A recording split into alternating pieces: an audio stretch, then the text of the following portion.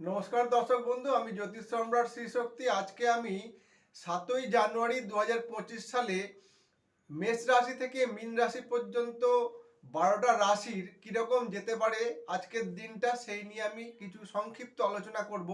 আপনাদের যার যার রাশি এবং গ্রহর অবস্থান এবং বিংশত্রীয় দশা এবং অন্তর্দশা বিচারে তারতম্য হতে পারে, কিন্তু হওয়া উচিত। আজকে আমি সংক্ষিপ্ত বিচার বলবো।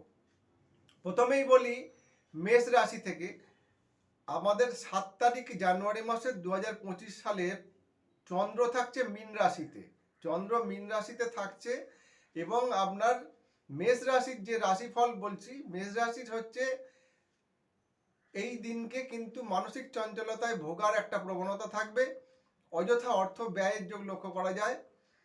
বৃষ রাশি অর্থ প্রাপ্তির যোগ, নতুন কোনো ব্যবসায় নিযুক্ত হতে পারেন এবং কারোর সঙ্গে কিন্তু কোনো বন্ধুত্ব স্থাপন হওয়ার মতন একটা যোগ রয়েছে। মিথুন রাশির বলবো, মিথুন রাশি হচ্ছে এই দিনকে কিন্তু খুবই ভালো টাইম, কেননা কাউকে আপনি কথা দিয়ে কথা রাখতে পারবেন এবং ভ্রমণ হওয়ার মতন একটা যোগ রয়েছে, বেড়াতে যাওয়া ঘুরতে যাওয়ার মতন যোগ রয়েছে। কর্কট রাশির ক্ষেত্রে বলবো, হঠাৎ করেই আপনার কিন্তু একটু হঠাৎ করে মাথা গরম হওয়ার জন্য আপনার রোগ ভোগান্তি হতে পারে, বা আপনি শরীরটাকে একটু চিন্তা ভাবনা করবেন শরীরটা নিয়ে। সিংহ রাশির ক্ষেত্রে বলবো, সিংহ রাশির কিন্তু আজকের দিনটা 7 তারিখ খুবই ভালো দিন। কোনো ব্যবসার সঙ্গে নিযুক্ত হতে পারেন, কর্মের জায়গায় কিন্তু খুবই ভালো ফল লাভ করবেন। কন্যা রাশির বলবো, কন্যা রাশির ক্ষেত্রে বলবো যে যেহেতু আপনার সপ্তমে চন্দ্র রয়েছে আজকে, সেহেতু আপনি কিন্তু একটু মানসিক চঞ্চলতায় ভুগবেন, তাহলেও কিন্তু আপনার কর্মের জায়গা যথেষ্ট ভালো।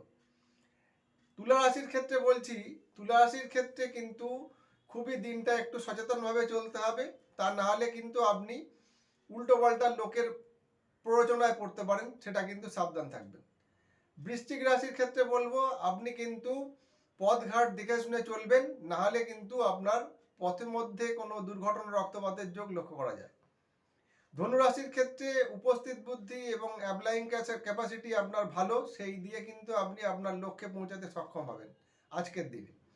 মকর রাশির ক্ষেত্রে বলবো, আপনি একটু হতাশা ভাব ত্যাগ করুন, নিজের চেষ্টায় নিজে এগোবার চেষ্টা করুন, সামনে কিন্তু আপনার বিশাল ভালো সময় আসছে।